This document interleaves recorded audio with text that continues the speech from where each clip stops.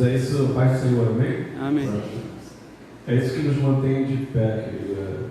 É a oração do povo, é a oração da igreja.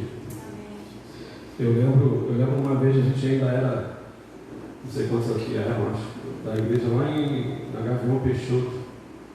Tem muito tempo atrás, né? E aí, a gente numa reunião, aí uma irmãzinha lá no fundo, ela levantou e falou: irmão Velto, eu oro sempre pela sua vida.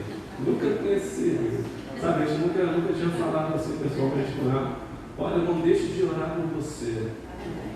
E é isso que nos sustenta de pé, sabe? É isso que nos mantém vivos, é isso que nos mantém acesos na presença do Senhor. Porque como a irmã orou aqui, às vezes tem momentos que a gente, né? Como a gente ouviu essa música aí, né? Quando ele contou os sonhos para alguns, eu falava para ele: não vai no sonho não, porque isso aí é muito para você. Só que os sonhos de Deus para nós são muito maiores, né? Sempre que eu ouço essa música, eu lembro da minha infância. Quando eu era gurizinho, sempre fui magrinho, e eu geralmente apanhava dos amigos que eram mais fortes, né? Só quando ele viu me bater, vou falar com meu pai. Espera aí que eu vou falar com meu pai. E assim somos nós. Às vezes o problema aparece nas nossas vidas, é tão grande, a gente acha que não vai conseguir, mas nós temos um pai. Eu vou contar tudo para o meu pai. Se eu tiver que chorar, eu vou chorar na presença do meu pai. Se eu tiver que gritar, eu vou gritar na presença do meu pai. Porque ele tem o melhor para as nossas vidas. Amém, queridos? E eu estou feliz mais uma vez por estar aqui na presença dos irmãos, na presença do Senhor. E mais uma vez para compartilhar algo que o Senhor tem nos ensinado, tem falado conosco. E eu não sei quantos aqui ouvem rádios evangélicas, mas eu ouvi uma rádio que faz sempre, na hora do almoço, ela faz um debate sobre alguns assuntos. Melodia. Rádio Melodia. E aí, um dos temas de ontem, acho que foi de ontem, e eles sempre fazem uma enquete, né, naqueles debates, e eles perguntaram assim: viver em santidade. Aí a pergunta: você tem conseguido viver em santidade? Aí as pessoas ligam para lá, por e-mail, por WhatsApp, e respondem essa pergunta. E aí o resultado da pergunta foi 64% das pessoas disseram que não conseguiam viver em santidade. E aí, há coisa de semanas atrás, a gente ouviu essa mesma rádio, um outro debate, a pergunta era: você é uma pessoa que se ama? Ou seja, você é uma pessoa que consegue se amar? E pasme, querido, 75% das pessoas disseram: eu não consigo me amar. Se a gente for parar entre 10, arredondando, entre 10 pessoas, 8 não conseguem se amar. Entre 10 pessoas, 7 não conseguem viver em santidade. Eu falei: Senhor, como é isso? A tua palavra, Pedro, diz que nós somos a geração eleita, nós somos sacerdócio real, nação santa, povo adquirido. Como é que eu não consigo viver essa realidade? Paulo diz que o amor de Deus ele foi derramado nos nossos corações através do Espírito Santo. Então, como nós podemos aceitar o amor de Deus que foi derramado em nós e nós não conseguimos nos amar? E quando eu não consigo me amar, eu não consigo amar o próximo. E aí eu comecei a confrontar algumas coisas da palavra de Deus, querido. E aí eu falei: poxa, como é que a gente pode aceitar? Salmo 23 diz que o Senhor é o meu pastor e nada me faltará. Como é que a gente conhece irmãos que passam necessidade? Tudo posso naquele que me fortalece. Como que a gente encontra irmãos que estão fracos? Se a palavra de Deus diz que tudo posso naquele que me fortalece. Os anjos do Senhor nos acampam, nos guardam, nos protegem. E como o mal sobrevive sobre nós, querido? A Bíblia diz que Jesus, o castigo que nos trazia a paz estava sobre ele. O castigo que nos traz a paz está sobre ele. Então, por que tem muitas pessoas que não conseguem viver em paz? Sobre as suas pisaduras nós fomos sarados e curados. Por que a doença nos acomete? Você já fez esses questionamentos para Deus? Será que a palavra de Deus é mentirosa? O Salmo diz que toda a palavra de Deus é verdadeira. Toda a palavra de Deus é verdadeira. Jesus diz que a palavra dele é espírito e vida. Nós cantamos aqui: a tua palavra é luz para os meus caminhos. Mas como que eu posso olhar para a palavra de Deus e ver essa realidade totalmente diferente? E aí eu pude perceber em algo que o Senhor nos ensinou, que eu quero compartilhar com os irmãos. Aleluia, glória a Deus. Glória a Deus. Jesus, quando ele nos ensina, ele chama os seus discípulos para orar. Mateus capítulo 6, no versículo 9 e 10, ele diz: Pai nosso que estás no céu, santificado seja o teu nome. E aqui é o ponto que eu quero meditar com os irmãos. Jesus está ensinando uma oração, querido. E a primeira coisa que Jesus nos ensina a pedir não é o pão de cada dia, não é a nossa cura, não é a salvação da nossa família, não é o bem-estar. Ele me ensina a pedir: venha o teu reino. Venha o teu reino é a primeira coisa que Jesus nos ensina a pedir. Aleluia. E aí o que isso tem a ver com a realidade que vivemos? O que isso tem a ver com aquilo que eu li, que eu falei com os irmãos, que muitos não estão vivendo? Aqui Jesus diz: venha o teu reino, seja feita a tua vontade, assim na terra como no céu. Nós precisamos entender, querido, que existem duas realidades que nos cercam. Existem duas realidades. Existe uma realidade que eu estou vendo, uma realidade que são verdades. São verdades que acontecem na nossa vida. A doença vem, o mal chega, o fracasso vem, o cansaço vem, as lutas, as adversidades são tremendas. Tudo isso são realidades que existem na nossa vida. Só que Jesus está dizendo para nós pedirmos: venha a nós o teu reino. Por quê, querido? Jesus está dizendo que existe uma outra verdade, talvez que eu e você não estejamos vendo. Existe uma realidade por trás dessa realidade que nós estamos vivendo. Nós nos comunicamos com o mundo através dos nossos sentidos. Nossos olhos veem, os nossos ouvidos escutam, nós tocamos nas coisas. Assim que nós nos relacionamos com o mundo. E sempre que nós vemos algo, o nosso cérebro, a nossa mente interpreta e nos dá uma visão de realidade. Mas o que Jesus está nos dizendo, querido, é que existem dois mundos.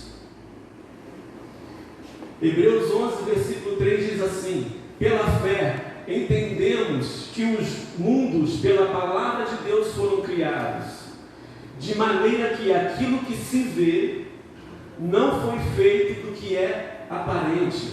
Aleluia.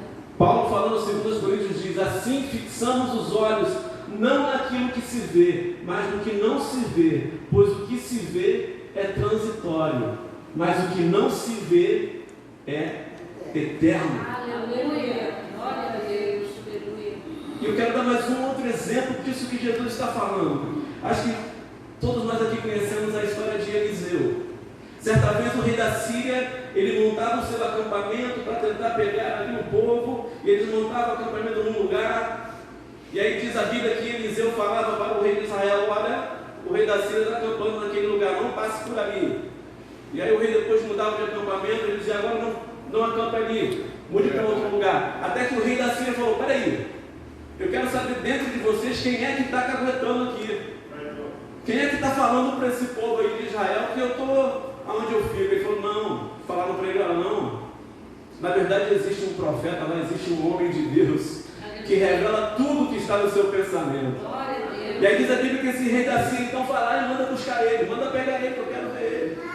E diz a Bíblia que o rei da Síria manda cercar a casa de Eliseu, ali onde ele estava acampado. e ele cerca ali com cavalos, com carruagens, com um grande exército, e num dia de manhã, o moço de Eliseu acorda, né? Ele abre, e ele olha ali e vê o quê? Rapaz, estamos cercados, estamos fritos. E aí ele volta para Eliseu: Eliseu, olha, você não sabe o que aconteceu. Hoje é o nosso fim, está tudo cercado, tudo cercado. Glória a Deus. Carros, cavaleiros, grandes exércitos. E aí Eliseu: peraí, meu filho. Maior é o que está conosco do que estes que estão com ele. Se Eliseu parasse ali, querido, aquilo seria uma mentira. É verdade. Se Eliseu não completa ali aquela ação, para o servo dele Geazi, não passaria de um conto de fadas. E aí o que Eliseu fala? Senhor, venha sobre nós o teu reino. Aleluia. Abre os olhos do moço. Glória a Deus. O que Eliseu está pedindo ali, querido, é para que os olhos de Eliseu fossem abertos, para que os olhos do servo de Eliseu fossem abertos, para que ele visse uma outra realidade. Aleluia. Muitas das vezes nós estamos vivendo, querido, cercados, vivendo na nossa realidade que acontece sobre nós. A realidade da doença, a realidade da notícia ruim. Mas o que Jesus nos ensinou aqui todos os dias? Eu preciso orar todos os dias. Senhor, venha sobre mim o teu reino. Aleluia. Venha sobre mim o teu reino. Assim como Eliseu falou para o servo: abre os olhos do teu servo. E olha só que tremendo, querido. Eliseu manda que Deus abra os olhos do servo, e ele manda que Deus feche os olhos do exército. Glória a Deus. Veja o poder que teve Eliseu, querido. Ele tinha tanto poder de fazer os olhos de Geazi abrir, quanto dos servos fecharem. Existe, querido, no reino espiritual e no reino natural, existe uma ferramenta que faz com que o reino espiritual venha até o nosso reino material, querido, que é chamada de fé. Glória a Deus. Nós vemos aqui que a fé foi criada por Deus, que criou os mundos através da fé, através da palavra da fé, da palavra de vida. Então, se nós não estamos vivendo aquilo que a palavra diz que nós devemos viver, é porque nós não estamos reivindicando da maneira que Deus quer, para que o reino dele venha se estabelecer em nós. Aleluia. Glória a Deus. A nossa mente tem que ser transformada a cada dia, para que nós possamos viver e entender isso. Porque entender o reino espiritual não se entende pela carne, não se entende pelos sentidos, não se entende pela mente. Ela só é entendida no mundo do reino espiritual. Amém.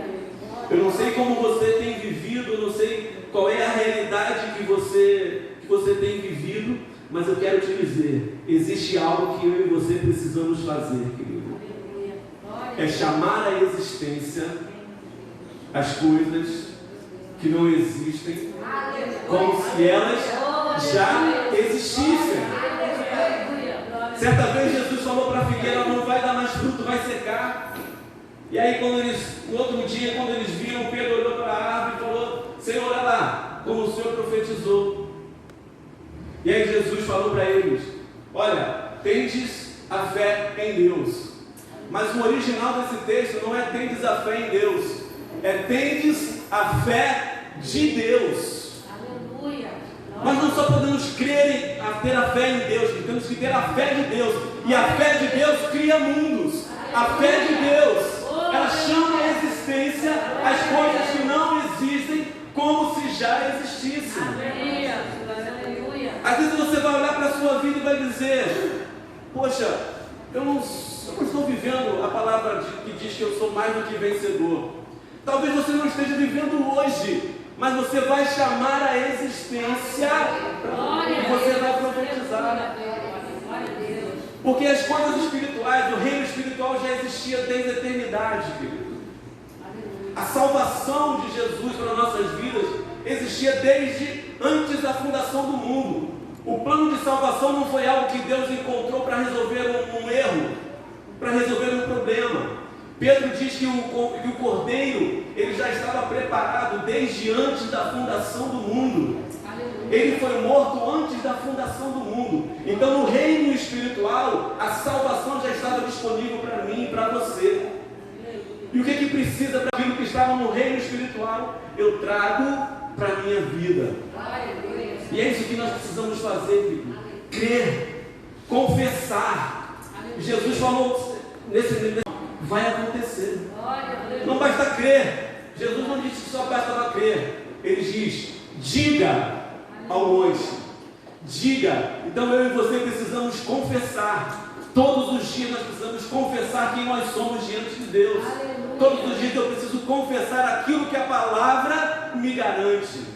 Tudo aquilo que a palavra diz que eu sou, eu preciso confessar. Porque a nossa mente, ela causa truques na gente. Quando a gente ouve uma notícia ruim, quando a gente pega um laudo médico e aquela realidade vem sobre as nossas vidas, nós dizemos: Senhor, não é possível. E tudo que o inimigo quer fazer nas nossas vidas é que nós não creiamos nas realidades espirituais. O que o apóstolo diz? Que o Deus deste século faz o quê? Cegou o entendimento dos incrédulos, dos que não confiam em Deus, dos que são infiéis. Então, quando eu começo a não confiar em Deus, eu estou me tornando uma pessoa incrédula. E o diabo quer, como é que ele cega a minha mente? Ele quer me deixar cego? Não. Ele quer que eu veja as circunstâncias que estão ao meu redor e diga: essas circunstâncias são maiores do que as verdades de Deus na minha vida. E aí, quando eu olho para uma circunstância na minha família, na minha casa, e eu não vejo solução, o diabo vai começando a te dizer, ele vai te falar: olha, realmente não tem saída, não tem solução. Para que você vai para a igreja? Para que você vai no culto da família, sua família não muda?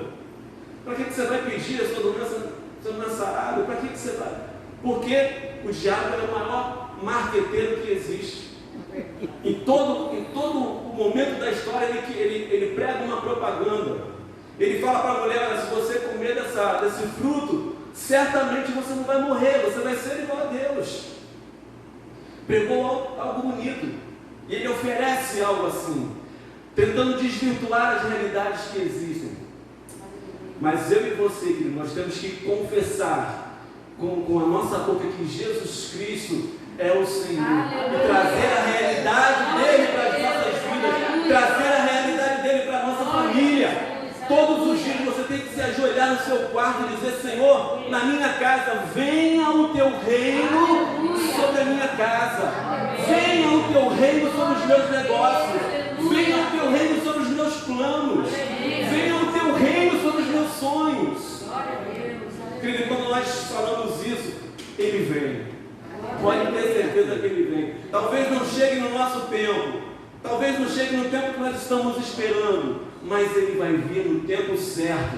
Ainda que ele tenha que vir debaixo da tempestade, ainda que ele tenha que vir por sobre as ondas do mar, ele vai chegar. Porque ele é fiel. A palavra dele é fiel. Mas nós precisamos confessar. Às vezes nós estamos tão ansiosos em ver a manifestação de Deus, em ver Deus falar, em ver profecias, em ver sinais e maravilhas e visões.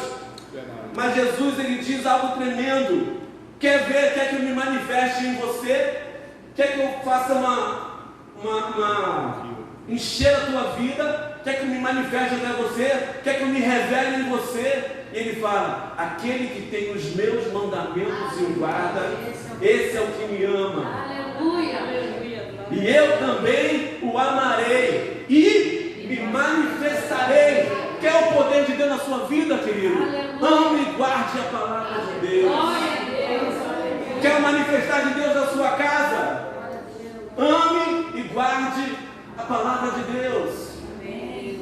Nós cantamos aqui que na casa do meu pai a unção e a poder, e a fofoca cai, tem que cair. Em nome de Jesus, aleluia. Se a Bíblia diz que o pecado não tem domínio sobre nós, por que muitas das vezes somos vencidos pela fofoca? Por que somos vencidos pela inveja? Por que somos vencidos pelos ciúmes?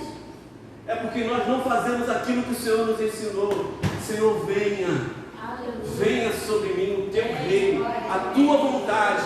E quando a gente pede isso, querido, há um sacrifício. Não é só orar ali, Senhor, venha sobre mim o teu reino, sobre a minha casa. Ponto, eu acordo, começo a murmurar, começo a falar mal do irmão, e falar mal da igreja, e falar mal do vizinho. É uma luta constante, querido. É uma luta diária.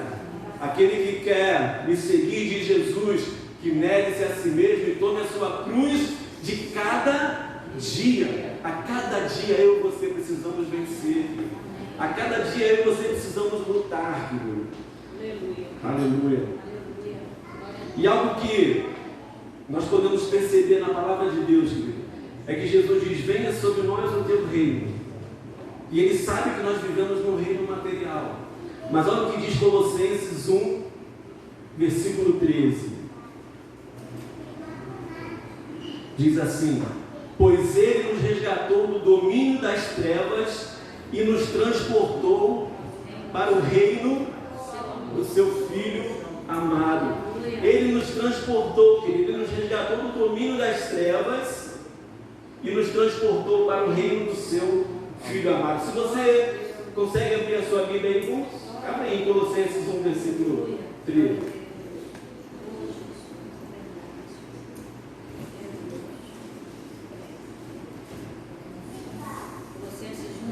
O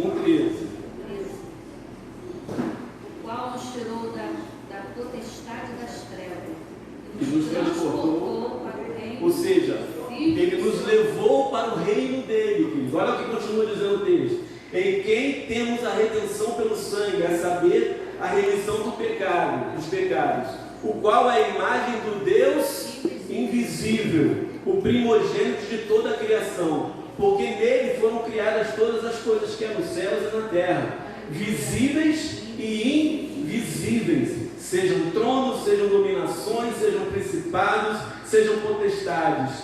Tudo foi criado por Ele e para Ele. Ele é antes de todas as coisas e todas as coisas subsistem por Ele. Ele é a cabeça do corpo da igreja, é o princípio primogênito dentre os mortos, para que em tudo tenha preeminência, porque foi do agrado do Pai que toda a plenitude nele habitasse, e que, havendo por ele feito a paz pelo sangue da cruz, por meio dele reconciliasse consigo mesmo todas as coisas, tanto as que estão na terra, como as que estão nos céus. Olha como é que os reinos se falam. E o versículo 21, a vós também, que no outro tempo eram estranhos e inimigos, no entendimento, na vossa mente, pelas vossas más obras, agora contudo vos conciliou. Em outros tempos nós éramos inimigos de Deus, querido, na nossa mente.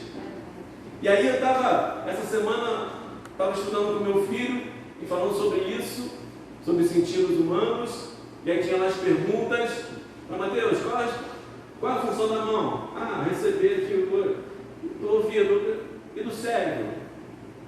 Do cérebro pensar. Não. A função do nosso cérebro, da nossa mente, é interpretar. Eu olho para vocês aqui, a minha visão comunica com a minha mente, com o meu cérebro, e ela interpreta.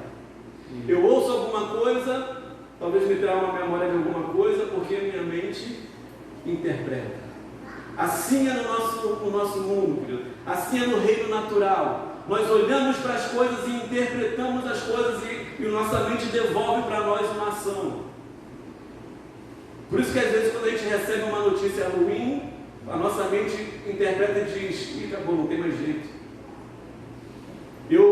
Algum tempo atrás eu fui no médico, estava sentindo uma dor nos olhos, e eu fui no médico, e o médico lá fez os exames, para aqui, para lá, para cá. Ele falou: olha meu filho, você está com a pressão muito alta no olho.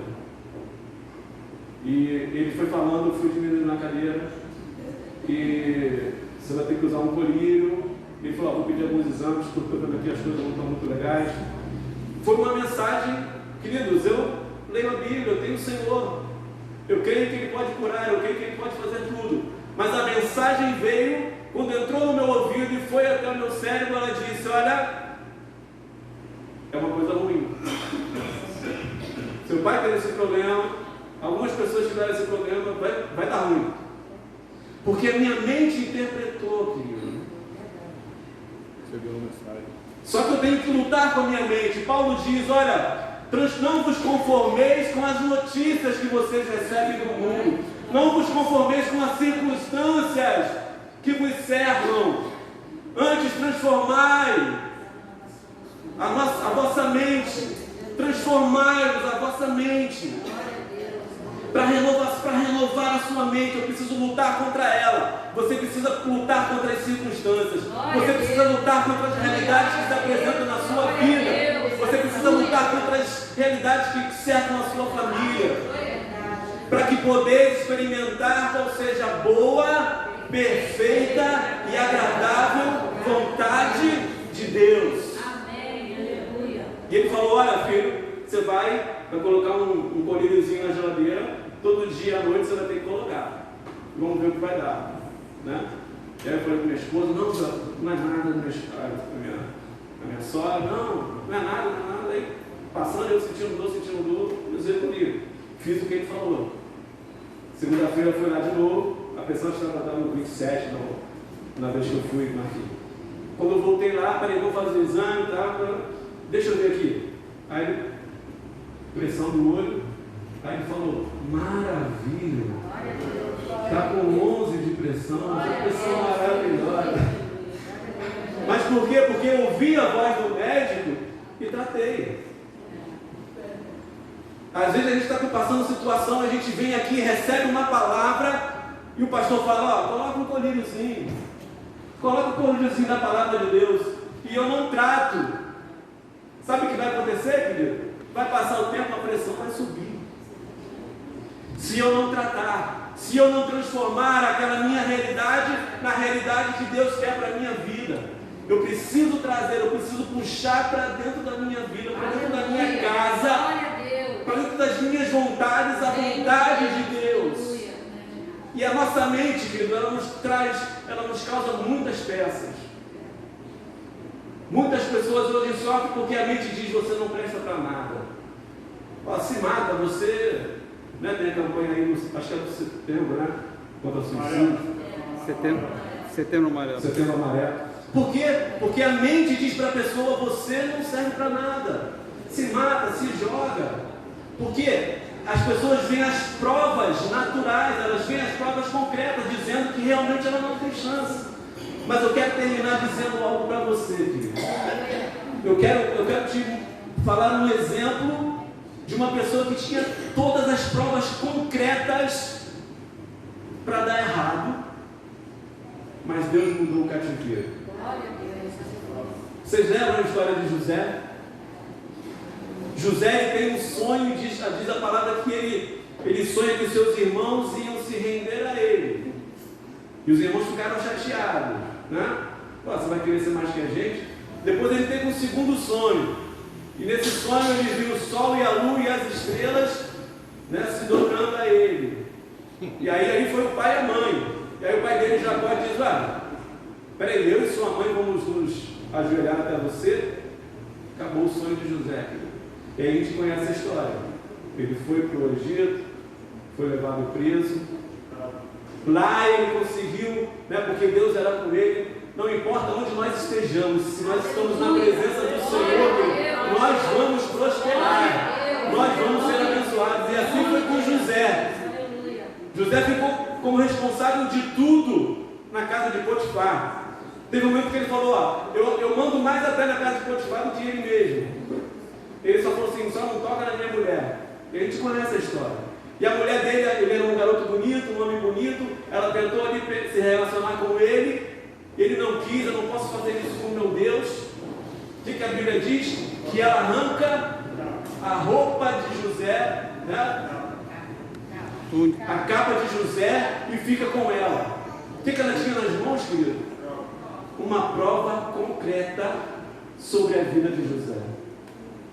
Quando chegam ali para acudir ela começa a gritar, ela falou, aquele hebreu que vocês trouxeram para cá, ele tentou me seduzir, mas eu tenho aqui a prova que ele tentou me seduzir.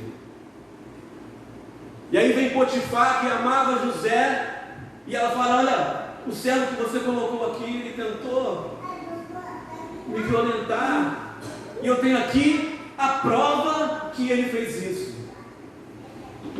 Nos olhos de José, nos olhos de Potifar, nos olhos de todo o Egito, todo mundo tinha a prova real de que José deveria ser condenado. Assim é a nossa mente, às vezes a nossa mente dá prova real, concreta de que não vale mais a pena viver, querido. Às vezes a nossa mente dá uma prova concreta de que está acabado para a nossa família. José foi colocado num calabouço, na prisão, mas lá na prisão, aleluia, José foi abençoado. Oh, aleluia. Glória a Deus, era com José. Aleluia. Eu quero te falar uma coisa que José falou que é tremendo. Abra aí em Gênesis.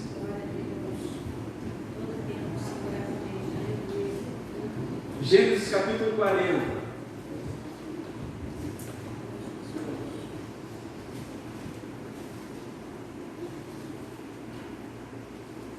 A Bíblia diz que José está ali naquele 40 no versículo 14. José está ali na prisão, e a palavra de Deus diz que José começou ali a ser o grande chefe ali dos prisioneiros. E aí vem lá o copeiro, vem o padeiro, e eles têm um sonho. José revela o sonho para eles, e olha o que ele diz no versículo 14. Diz assim, no 13: dentre ainda 3 dias, Faraó levantará a tua cabeça e te restaurará o teu estado, e darás o copo, está falando aqui do copeiro de Faraó, na sua mão, conforme o costume antigo quando era seu copeiro.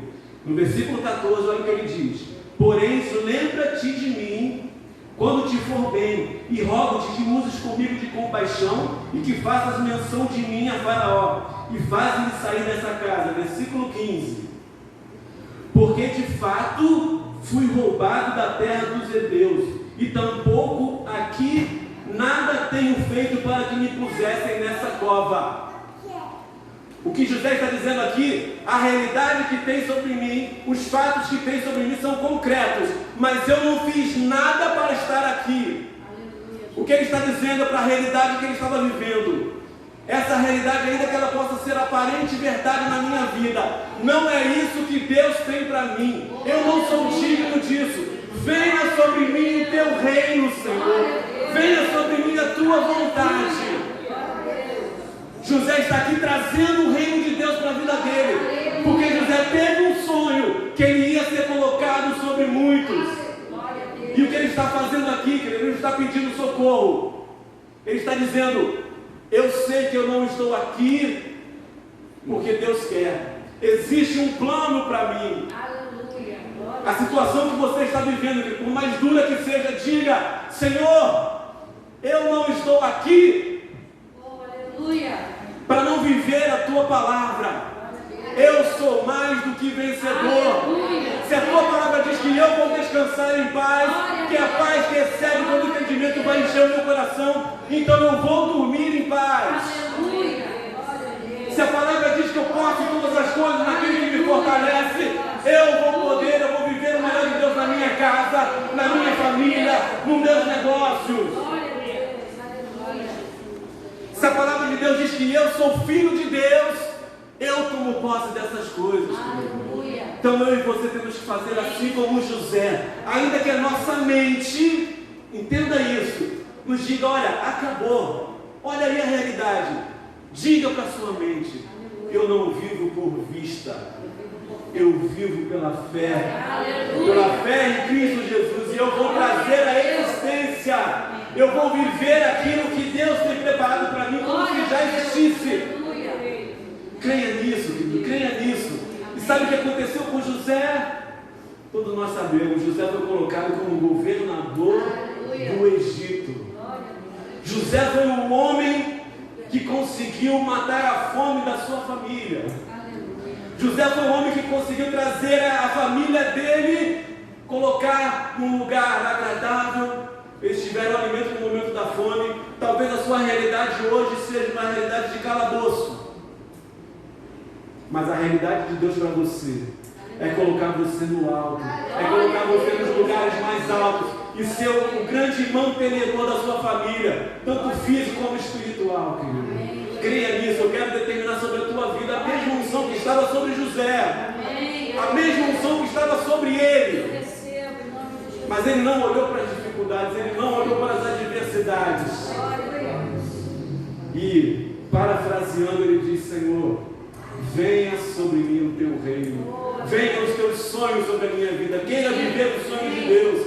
E eu quero profetizar nesta tarde, eu e você vamos viver os sonhos que Deus tem para mim e para você. Você crê nisso? Amém. Vamos fechar os nossos olhos para a gente orar? Senhor nosso Deus, nosso Pai, glorificado seja o teu santo e glorioso nome, ó Deus. Ó Pai, obrigado pela tua presença que é maravilhosa, obrigado pelo teu poder nas nossas vidas, ó Pai. Ó Pai, nesta tarde nós queremos, ó Pai, em nome de Jesus, Senhor, nós queremos andar no sobrenatural, nós queremos andar, ó Deus, não por vistas, como diz a tua palavra, mas andar por fé, ó Deus. E tudo que nós queremos, ó Deus, é viver no teu reino, que o teu reino seja estabelecido, que o teu reino seja engrandecido nas nossas vidas, Senhor, que a cultura do céu venha sobre a minha vida, sobre a vida dos teus servos, dos teus filhos, ó Deus. Ó Pai, que o teu reino seja estabelecido aqui nesta igreja, nas nossas vidas, nas nossas casas, nas nossas famílias, nos nossos filhos, ó Deus. Ó Pai, em nome de Jesus, ó Pai, nós queremos confessar que vamos viver tudo aquilo que a palavra diz que nós somos e que nós temos e que nós podemos, ó Deus. Faça isso, Deus, e que essa palavra encontre morada, Deus, nos nossos corações, ó Pai. E aquilo que eu não pude falar, ó Deus, que o teu Espírito Santo, ó Deus, possa cada dia ministrar, ó Pai, e acrescentar, Pai, porque tu és um grande. O teu Espírito Santo é que conhece as profundezas que vem de ti, ó Deus. Obrigado por essa linda oportunidade de poder falar do teu amor, Pai. É o que eu te peço e te agradeço em nome de Jesus, Senhor. Em nome de Jesus. Amém.